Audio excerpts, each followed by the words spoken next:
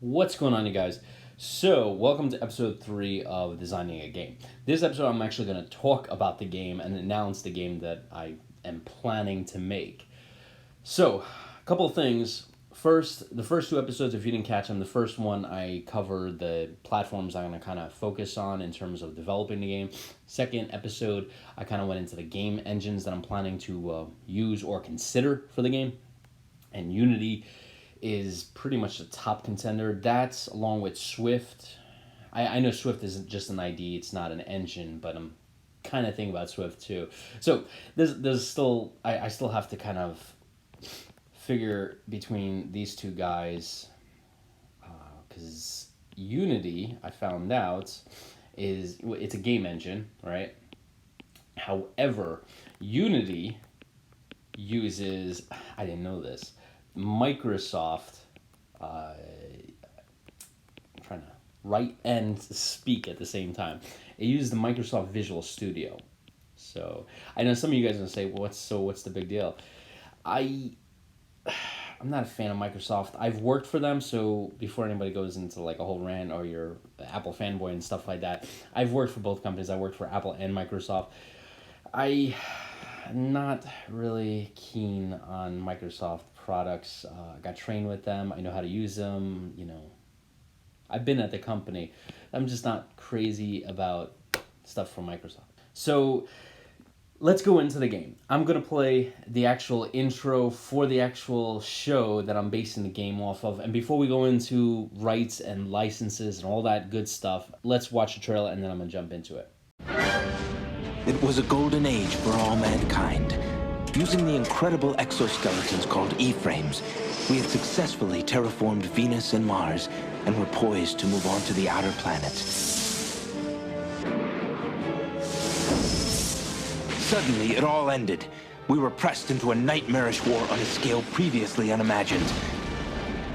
We were attacked by our own creations, the Neo-Sapiens, a race of artificially created humans.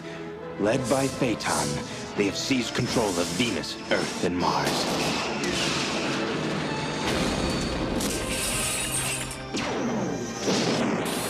This is Lieutenant J.T. Marsh, member of the Exo Fleet, leader of a small band of E-frame pilots dedicated to freeing humanity from Neo-Sapien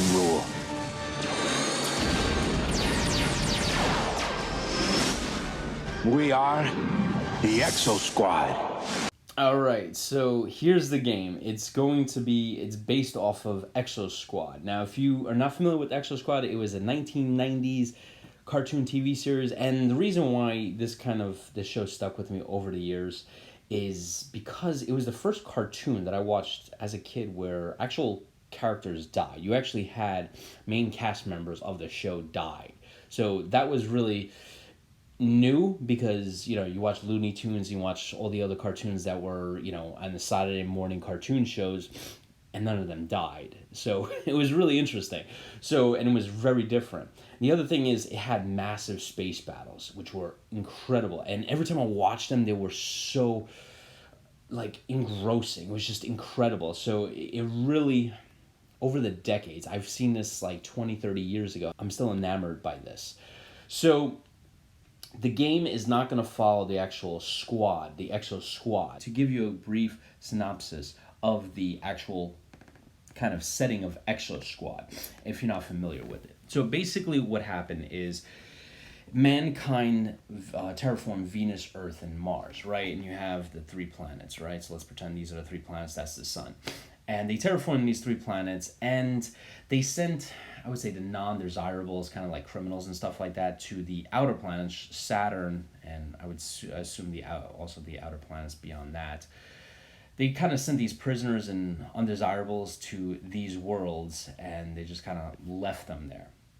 And to do the manual labor, they developed, mankind developed a new type of race called the Neo-Sapiens. It's kind of like artificial, well, you saw in the trailer. Now, the pirates, once they kind of got over that humanity left them, started building ships and then started raiding Earth convoys in this process. So what was interesting is the Neo-Sapiens, one of the governors of the Neo-Sapien government, convinced the Earth Assembly to send the Earth military, right? Let's pretend this is the Earth military. I'm going to say Earth military, there you go.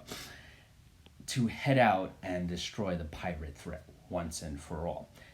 Problem is, once they got here and they started, fighting the pirates and about to destroy the pirate homeworld, the Neo-Sapiens took over Mars, Earth, and Venus.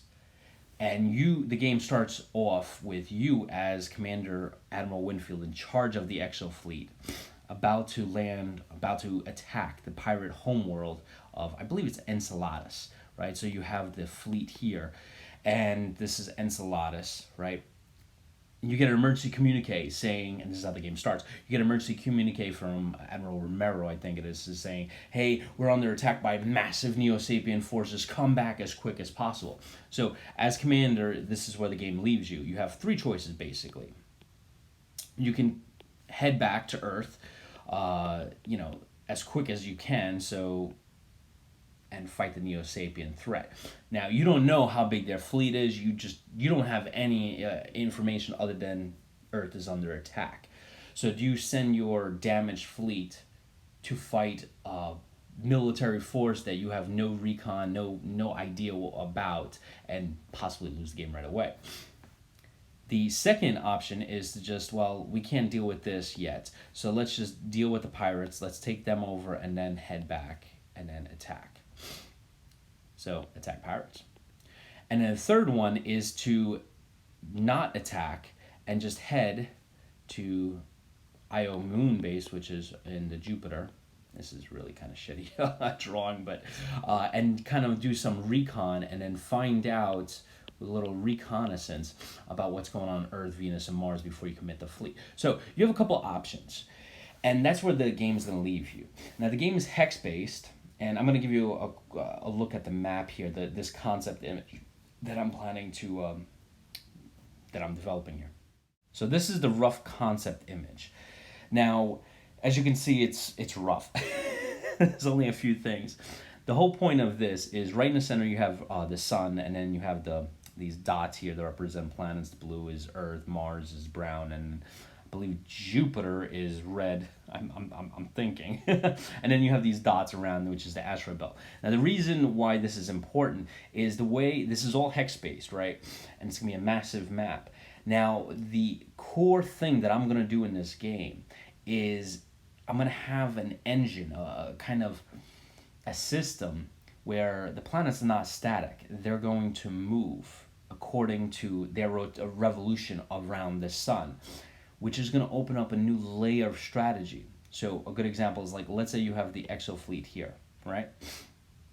And then you find out that, there's a massive Martian fleet, Neo-Sapien fleet here, and you have a small Neo-Sapien fleet here, and basically none on Venus, which I believe that's Venus. So what you can do is, since Mars is all the way on the opposite side, you can actually kind of wait until Jupiter's in a perfect alignment, which in this screenshot it is, where you could take the fleet, go through the asteroid belt, take out Venus, and then possibly even get to Earth before the Martian fleet heads this way. So these planets are going to move in these revolutions, and it's going to alter the way the strategy is, because basically if Mars and Earth and Venus are like back to back, they're right on top of each other, that would probably be the worst time to attack, because you'll be dealing with the entire Neo-Sapien fleet here, the entire Neo-Sapien fleet here, and you'll be outgunned. But if you can just attack Venus, take it over, deal with the small Earth fleet, and then as a main Martian Neo-Sapien fleet heads over, then you can commit your forces there and have them in a nice spot. So that's basically the concept of the engine that I'm going to work. And as you can see, I'm going to open up more concept images over the next couple of weeks. I already have a couple more designed, but I'm going to kind of release them in order. So a couple of things I wanted to kind of address, because I know it's probably on your mind. The first thing is, a lot of you guys are probably saying, licensing, dude, do you have permission from the publisher to do this?